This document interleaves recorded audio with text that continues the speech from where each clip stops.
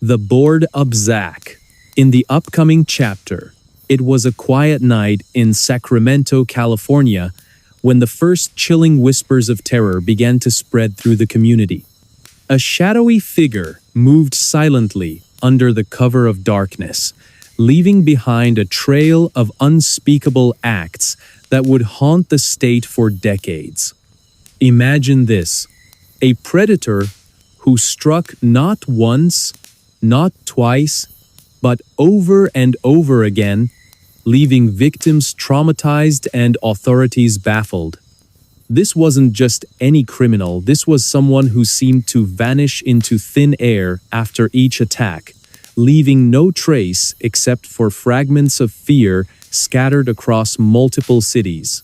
Before I dive in, tell me, where are you watching from and what time is it there for you? I love knowing who's out there with me and where in the world you're tuning in from. Whether you're starting your day, winding down at night, or somewhere in between, I want to know what your moment looks like. It's also a great way for me to get to know you better and maybe even shape future content around your schedules. So go ahead, drop a comment below and let me know where you are today. I'm all ears. The year was 1976 when the first reports emerged of a brutal intruder breaking into homes during the dead of night. The East Area Rapist, as he came to be known, targeted women in their own beds, using violence and intimidation to silence them. Over the next decade, his crimes escalated beyond sexual assaults to include cold-blooded murder.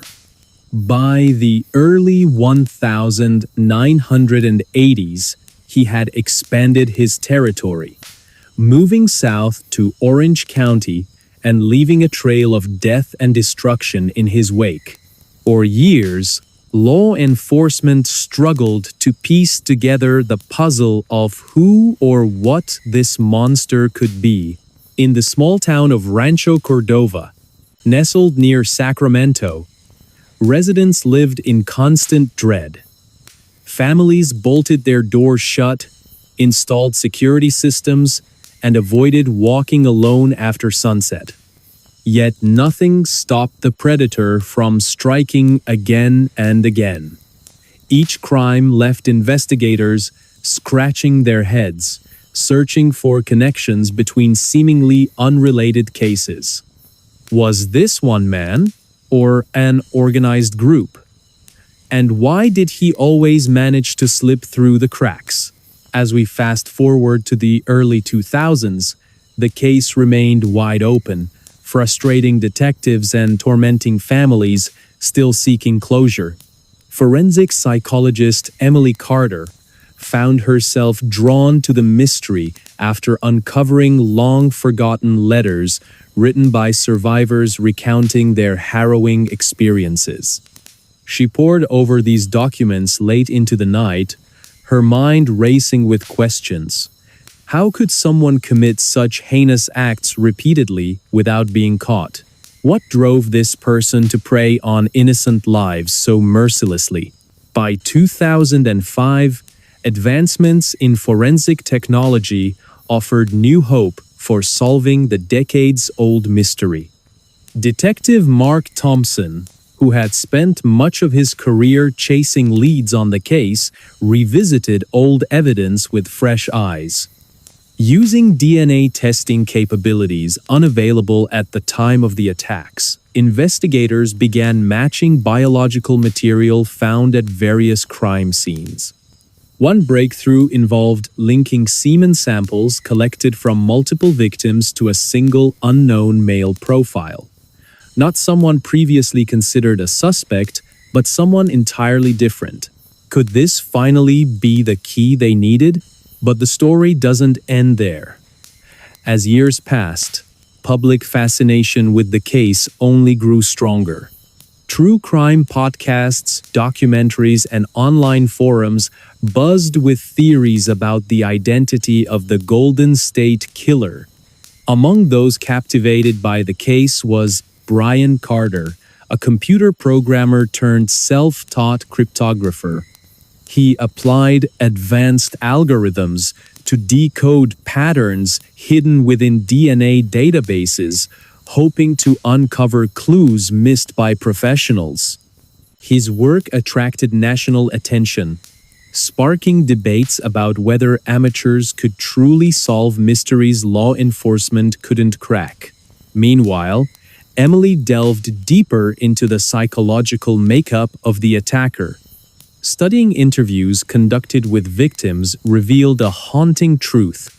Many described feeling as though the rapist enjoyed exerting control over them. It wasn't just about sex, it was about power. This revelation shook Emily to her core, making her question if any degree of understanding could explain such evil. How do you study something so monstrous without letting it consume you? She wondered aloud during a rare moment of reflection. Then came the turning point in 2018, a year that changed everything. Investigators turned to forensic genealogy, a cutting-edge technique that cross-references DNA samples against publicly available genetic databases. Following this lead, they identified a distant relative linked to the unknown male profile discovered years earlier. Tracing connections back through family trees led them straight to Joseph James DeAngelo, a former police officer living quietly in Citrus Heights, California. On April 24, 2018, detectives arrested DeAngelo after confirming through additional DNA tests that he matched the profile left at numerous crime scenes. The announcement sent shockwaves across the nation. Here was a man who had once sworn to protect and serve, now revealed as one of America's most infamous serial killers. During his trial, witnesses recounted chilling encounters, while forensic experts provided damning evidence linking him to more than 50 rapes and 13 murders spanning over a decade. Despite his calm demeanor in court, DeAngelo's actions spoke volumes of a twisted mind obsessed with domination and destruction. After days of deliberation, the jury delivered a verdict: guilty on all counts. Justice may have been served, but the story didn't stop there. Inside Joseph James DeAngelo's prison cell, analysts uncovered artwork created during his incarceration. Using sophisticated image recognition software, they decoded recurring themes tied to specific locations and dates corresponding to known crimes. These messages suggested that DeAngelo might have left deliberate clues intended to taunt authorities even beyond the grave. Was he playing games right up until the end? Or were these final acts of defiance meant to confuse and confound forever? At the same time, advancements in artificial intelligence opened unprecedented opportunities for analyzing large datasets related to the case. A program developed by Brian Carter sifted through thousands of pages of archived material, flagging patterns previously overlooked by human eyes. His findings hinted at possible ties between DeAngelo's actions and broader criminal networks operating throughout California during the 1970s and 1980s. Were these isolated incidents or part of something far larger? The atmosphere shifted dramatically as public interest in the case surged once again. Social media platforms buzzed with theories, some credible, others far-fetched, yet all contributing to a global conversation about justice and accountability. Families affected by similar losses gathered annually to honor their loved ones, finding solace in shared memories and unwavering determination. "We won't stop fighting," said Linda Hayes during a memorial service held near Sacramento, her voice cracking with emotion, underscoring the personal stakes involved. Despite the arrest and conviction, fundamental questions remain unanswered. What exactly caused Joseph James DeAngelo to become who he was? Can anyone fully comprehend the depths of such depravity? Psychologists have debated these issues for years, examining factors ranging from childhood trauma to societal influences.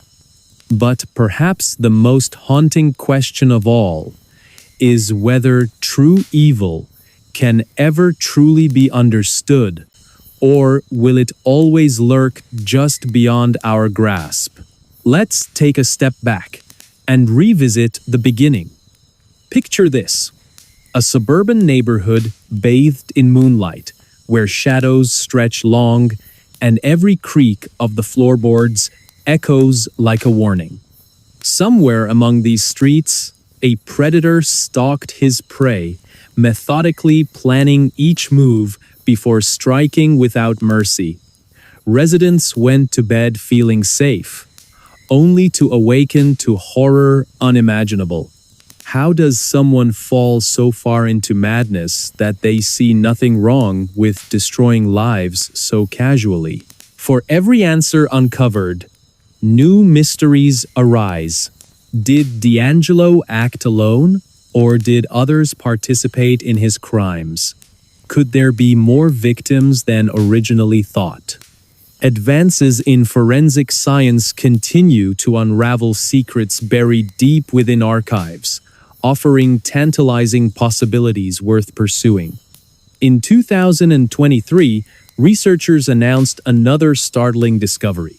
Traces of handwritten notes found at several crime scenes contained cryptic symbols resembling codes used by military personnel. Could DeAngelo's background as a policeman and Vietnam War veteran provide insight into his methods or mask darker truths waiting to surface? Technology evolves at breakneck speed, offering tools once thought impossible. Yet challenges persist. Forensic experts warn against over-reliance on machines, emphasizing the importance of human intuition in solving complex cases. Psychologists study behavioral patterns exhibited by perpetrators, hoping to identify warning signs before tragedies occur. Ordinary citizens grapple with difficult questions about safety, trust, and accountability in their communities. How close do monsters live to us, and how easily can we miss the signs? As we reflect on this harrowing tale, one thing becomes clear. Evil exists in many forms, often hiding in plain sight. But so does resilience. Despite the horrors endured, the people of California continued to rebuild, finding light in the darkest corners. Support groups formed by family members of victims offer comfort and strength, reminding everyone that love can conquer fear. Memorials stand proudly, honoring those lost and inspiring future generations to learn from past mistakes. Do you believe the case will ever be fully solved? Or does its identity remain forever shrouded in darkness? As we ponder these questions, let us remember the lives touched and tragically ended by this horrific series of crimes. Because only by honoring their memory can we hope to move forward, armed with knowledge and fortified by compassion. Or will the shadows always hold sway, reminding us of the limits of human understanding? What do you think happened here? Let me know in the comments below. Do you agree with the theories presented? Or do you have your own ideas about what drove D'Angelo to commit such atrocities? Your input matters, and it shapes the stories I share next. So go ahead, type it out, and hit send. I'll see you there.